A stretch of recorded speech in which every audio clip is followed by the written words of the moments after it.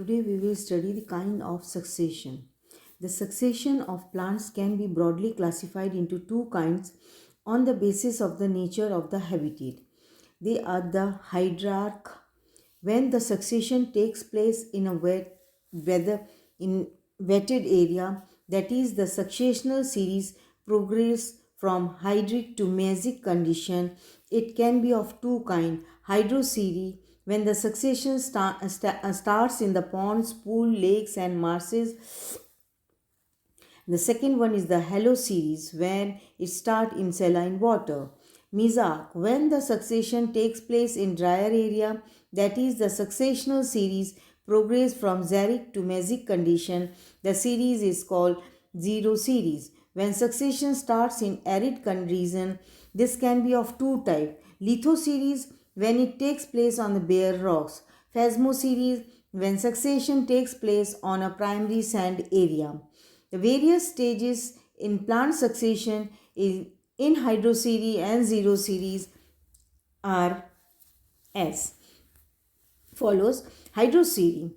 Hydroseries can be studied both in the standing or running water. It is, however, better observed in the case of standing water, that is, in the pond, pool, or lake, where various stages from distinct zones around a single body of water. There are about six stages in the series. The first is the submerged series. It in about 10 feet deep water, the surface of the ponds is generally lined with a soft mud.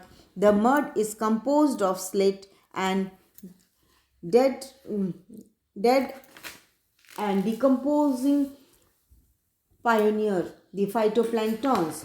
This is suitable substrate for the growth of rooted submerged plant. These aquatic include certain macroscopic algae, example the Cara, Nightella, etc., and the flowering plants like Elodia, Potamogeton, Mycophyllum, Najas, Ceratophyllum, Hydrilla, Vallisneria, etc.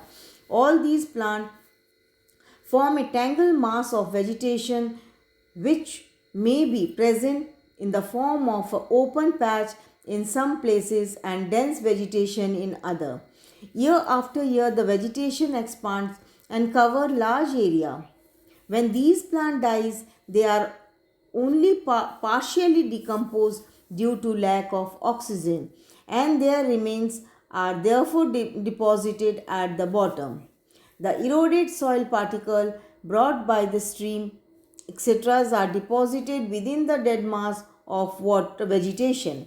All these result in the building up of a substratum and swallowing of the water.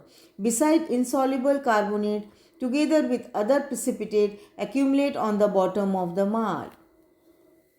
This process makes the bottom of the pond unfavorable for the growth and development of these submerged species. On the other hand, the reduced water depth and rich substratum favors the colonization by plants with the floating leaves. Second stage is the floating stage when water depth is about 2 to 5 feet or even 8 feet. The submerged plant gives away to new form of aquatic vegetation of the floating species. The latter invade the area by rhizome from their stronghold in the shallow water.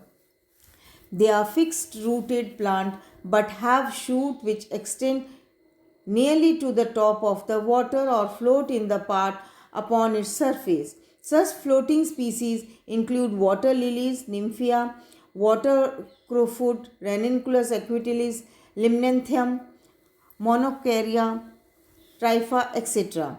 In a year or two, they increase in number and gradually spread over the wide area.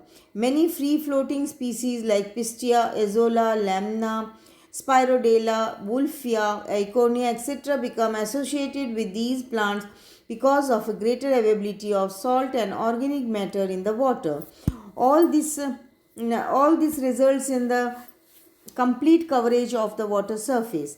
The submerged plant therefore cannot get direct sunlight and these must migrate into the deeper water for their survival.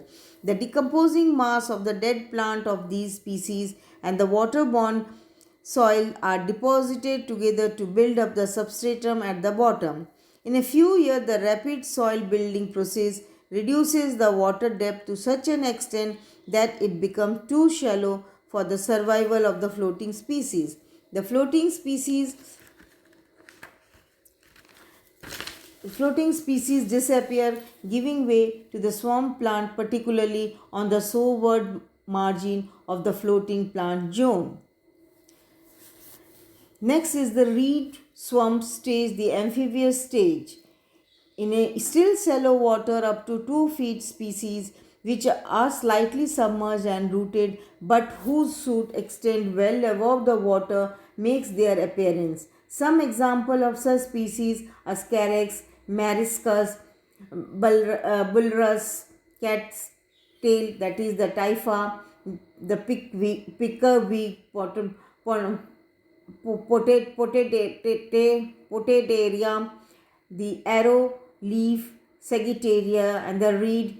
They decrease the light of from the floating plants, which therefore move toward into the deeper water. The reed swamp plant have large much branch rhizome.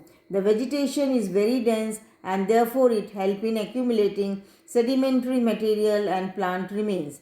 The water depth is further decreased and the habit becomes the unfavorable for the growth of the most of the species at this stage. Thank you.